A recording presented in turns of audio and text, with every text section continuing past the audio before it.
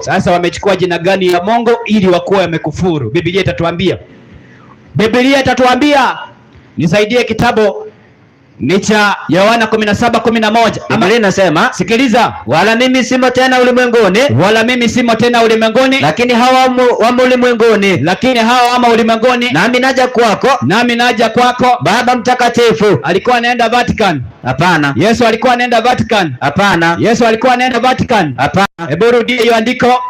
Wala mimi simo tena ulimwenguni. Yesu anaomba, anasema wala mimi simo tena ulimwenguni, lakini hawa wamo ulimwenguni, nami naja kwako. Lakini mimi Yesu naja kwako. Baba Mtakatifu. Kwa hivyo Yesu alikuwa anaenda kwa Baba Mtakatifu. Duniani kuna Baba Mtakatifu. Yesu alikuwa anaenda kwa Baba Mtakatifu. Duniani kuna Baba Mtakatifu. Yesu alikuwa anaenda Vatican? Hapana. Kati ya Baba Mtakatifu wa mbinguni na wa duniani, ni nani aliiba jina la mwenzake? Wa duniani. Na mtu akitumia jina la Mungu, maandiko yanasema amefanya nini? Amekufuru. Amejifananisha na nani? Na Mungu. Amejifananisha na nani? Na Mungu. Kwa hivyo hii ndio system ambayo ni ya Antichrist. Inajaribu kujikalisha duniani kama Mungu. Tunashikilia kazi ya Kristo, ama kulinda kanisa la Kristo duniani. Tumechukua nafasi ya Kristo. Hawa wanajiita Baba Mtakatifu. My friend, hebu nisaidie Zaburi.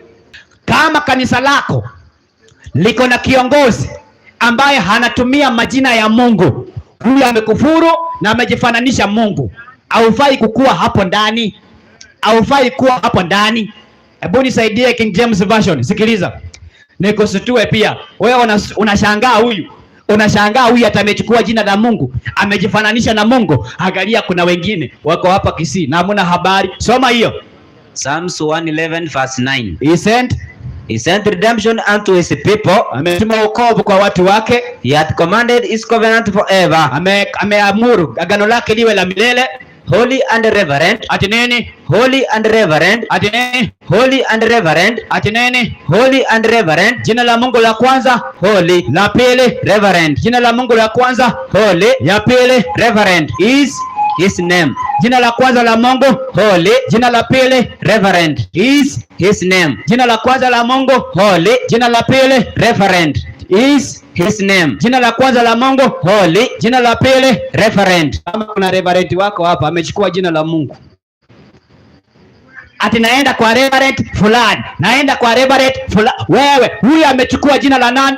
La Mungu. Si ni Biblia imesema? Naam. Hebu rudia hiyo andiko. Si mimi, usianze kunikasirikia mimi ati nimekuingilia. Hapana, ni Biblia imekuingilia.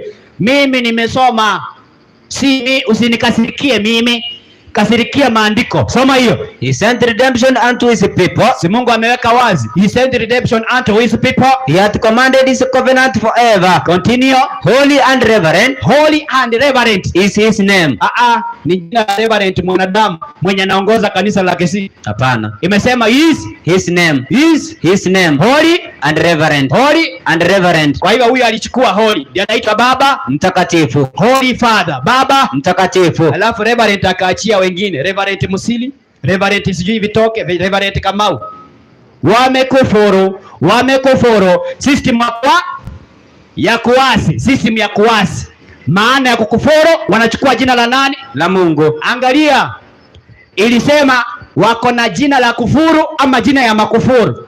Majina ya makufuru. Kwa hivyo hii system iko na majina ya makufuru. Kukufuru mara ya kwanza tumeona ni kuchukua jina la nani? La Mungu. Mara ya pili ni gani? Alafu andae katekisimu hapo. Marko 2 mstari wake ni wa 7. Biblia inasema hivi. Sikiliza. Mbona huyu anasema hivi? Anakufuru.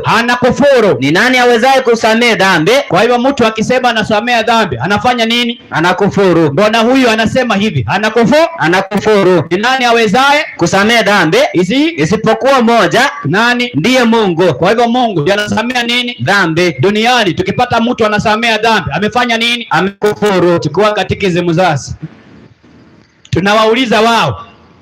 Biblia haidanganyi. Biblia imeweka maneno yote wazi. Angalia. Maana ya kwanza ya kukufuru, amechukua jina la Mungu. Maana ya pili ya kukufuru ni kusamea dhambi. Tunauliza katekisimu ya maswali na majibu. Nini maana ya kukufuru? Nini maana ya kukufuru? Tukipata hii system inasamea dhambi, my friend, Huyu ndio mpiga Kristo wa kipindi cha mwisho, na amelewesha mataifa mengi, wafalme wa nchi pamoja na raia. Soma hiyo katekisimu. Yaani nguruwe inajikaanga na mafuta yake. Sikiliza, soma hiyo. Padri ni nani? Wanauliza, padri ni nani? Padri ni mwanaume. Padri ni mwanaume anayeshiriki katika kazi ya askofu. Anayeshiriki katika kazi ya askofu. Kwanza anashiriki katika kazi ya askofu. Soma. Na amepewa na Kristo mamlaka. Amepewa na Kristo mamlaka, uwezo wa kuhubiri Injili. Soma. Kusamehe dhambi. Ati nini? Kusamehe dhambi. Ati wamepewa mamlaka ya kusamehe dhambi. Na maana ya kusamehe dhambi, maandiko imesema tukipatikana na mwanadamu anasamea dhambi, amefanya nini? Amekufuru. Kwa hivyo hiyo system imefanyaje? Imekufuru. Kwa hivyo hiyo system ambayo system ya Vatican, system ya Baba Mtakatifu, yeye anasamea dhambi kwa Vatican, sehemu ndogo ndogo kama hizi ameweka mafadha, si ndio? Wewe watu wanaenda leo kwa kadirisha, wanaanza kuongea, Father, nilikosa, niliiba kuku ya jirani nikakula nikamaliza, sasa nimekuja unisamee. Jirani hakujua, lakini nimefanya makosa, naomba unisamee. Yaani umeangalia kwa dirisha, amweze mkaonana na Father ako huko nyuma, yeye anakuangalia, anakusikiliza, alafu anakuambia umesamehewa mwana wa Mungu, enda ukapalilie maua ya kanisa, enda ukasombe maji ya kanisa, maana kuna funeral, kuna sijui sherehe. Ukimaliza kusomba hiyo maji, dhambi zako zimesamehewa. Uongo! Hakuna mwanadamu anaweza kusamea dhambi. Kama uliiba kuku na ukaenda kwa Father, hiyo dhambi siku ya mwisho utapatana nayo. Kwa hivyo hii system inafundisha watu kukana dhambi zao, wakidanganya ati mwanadamu anaweza akasamea dhambi. Hakuna. Yeremia 17 mstari wa 5.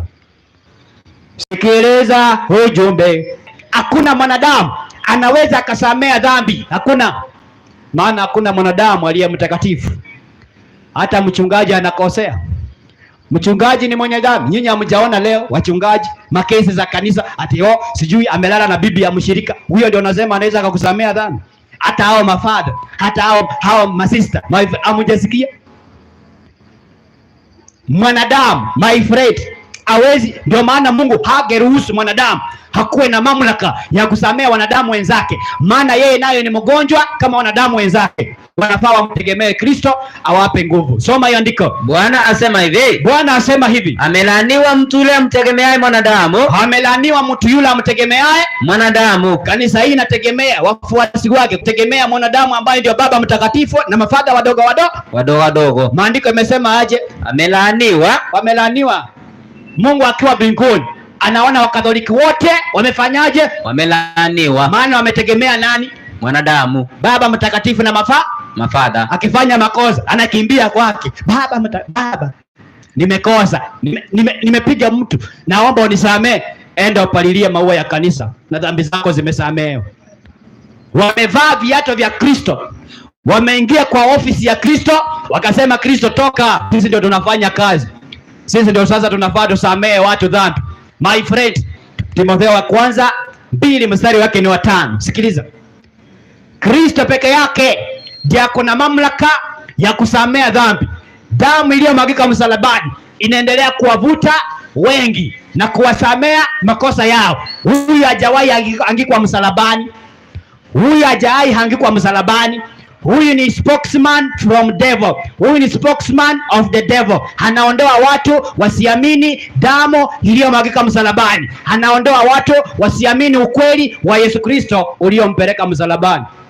Huyu anaitwa Antichrist. Atumwekelei. Hata wewe ni shahidi ya kwamba kanisa hili linasamea dhambi watu wakikosea. My friend, toka hapa. Kama ulikuwa hapa, anza kupiga mahesabu vile utatoka.